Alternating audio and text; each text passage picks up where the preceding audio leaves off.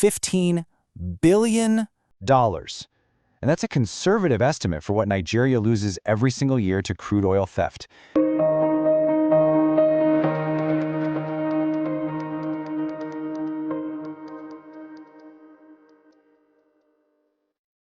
All right, let's jump right in. We're about to untangle one of the biggest puzzles in the entire global energy market, Nigeria. Now, this is a country that is literally sitting on a sea of oil, but you talk to people there and they'll tell you they can't even find fuel for their cars. It just doesn't make sense. And to figure out why, we have to uncover a crime that is just staggering in its scale. So this is the core question, right? How can the #1 oil producer in all of Africa be stuck importing its own fuel, leading to these constant, crippling shortages? The answer, you'll find, isn't about geology or bad economic policy in the usual sense. No, it's about a massive industrial-scale heist that has been holding the country back for decades. And what's the price tag for this heist? Get ready for it. $15 billion. And that's a conservative estimate for what Nigeria loses every single year to crude oil theft. This isn't just a small leak in the system, it's a massive hemorrhage of the nation's most vital resource, literally bleeding the economy dry. So, the real question is, how on earth does a crime this huge even happen? To really get to the bottom of this, we've got to look at the mechanics, the how of the crime itself. Because this is a seriously sophisticated operation, way beyond just a few guys stealing a barrel here and there. The official term you'll hear is illegal oil bunkering, but that's kind of a catch-all for a whole criminal ecosystem. On one end, you have desperate people, locals, literally cooking crude oil in these dangerous makeshift refineries hidden deep in the swamps. But on the other end, you have these highly organized international syndicates stealing oil by the tanker load. And this really breaks it down into two main fronts in this oil war. You've got what they call capo fire, which is the local, small-time stuff. It's incredibly dangerous, causes horrific pollution, but it's small scale. But then you have the main event, industrial theft. They use a technique called hot tapping, where professionals weld new pipes directly onto the main high-pressure pipelines. They can then siphon a constant flow of crude oil straight to massive ships waiting offshore. This is where the billions are lost. These diagrams we have here do an incredible job of showing how it's all structured. You see, there are two layers. Up top, in the first layer, you have the high-level syndicates, the big fish with powerful connections, and they're siphoning oil right from the source. But then there's a second layer, the local operators who vandalize pipelines. And here's the crucial part.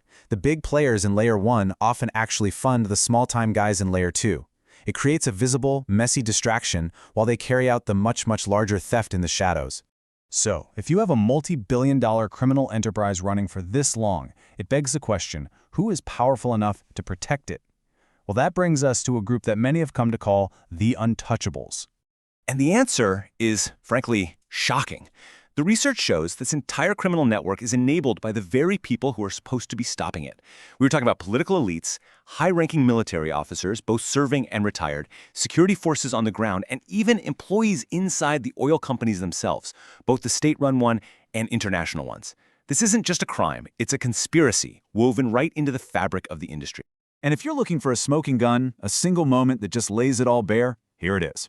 In late 2022, a huge vessel, the MT Thor, was caught red-handed, full of stolen crude oil.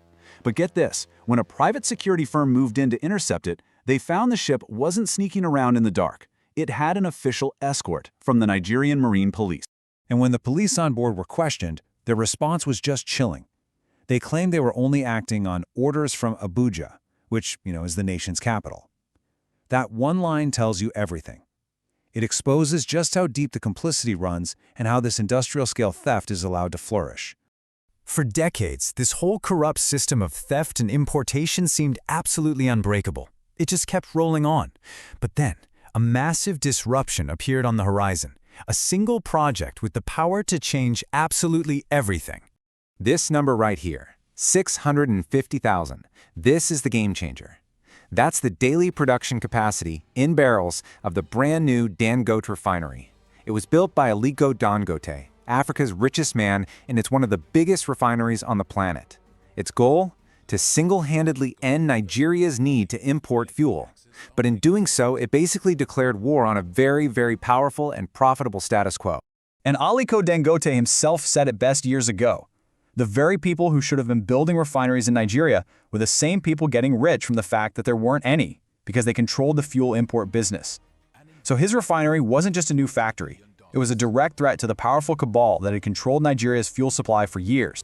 And you can bet that this cabal, this oil mafia, they weren't just going to sit back and watch their empire crumble. What came next was an all-out war, but it wasn't fought in the creeks with guns. It was fought in the halls of power. Now, officially, if you just looked at the government's numbers, it seemed like a huge success story was unfolding. According to the country's petroleum regulator, the NUPRC, reported oil losses were dropping like a rock. I mean, they hit a 16-year low by the middle of 2023. It looked like the country was finally winning the war on theft. But that was only half the story. That was the official narrative. Behind the scenes, as the Dangote Refinery started to come online and threaten that whole import business, the old guard, the entrenched interests, they started to push back, and they pushed back hard. All of a sudden, Nigerian regulators started publicly attacking the quality of the fuel coming from the brand new refinery. They claimed it was subpar, that it had dangerously high sulfur levels. It was a serious accusation, one that could totally wreck the refiner's reputation before it even got off the ground. Well, Dangote didn't pull any punches. He fired right back, and he accused those same regulators of deliberate sabotage. He said they were trying to undermine his whole operation by handing out import licenses left and right, flooding the market with foreign fuel to basically drown his domestic production. The whole thing came to a dramatic head in December of 2023. In a really decisive political move, the president, Bola Tinubu, accepted the resignations of the two top regulatory chiefs who had been leading the charge against the refinery. It was a high-stakes political showdown, and when the dust settled, it looked like Dangote had won. So this massive clash of titans has really left Nigeria standing at a critical crossroads. The old system has been seriously challenged, but the fight for the country's economic soul, that is far from over. And the government is also stepping up its efforts on the ground. You can see from the results of Operation Delta Sentinel in 2023, they took out hundreds of these illegal refining sites. And the follow-up, Operation Delta Sentinel, has even bigger goals. It's a clear signal that they're trying to reassert control over the nation's most precious resource. And let's just remember what is really at stake here. If Nigeria can pull this off, if they can secure their oil and refine it at home, it means an end to spending billions on fuel imports. It means boosting their foreign reserves, creating thousands of jobs for their people, and strengthening their currency, the Naira.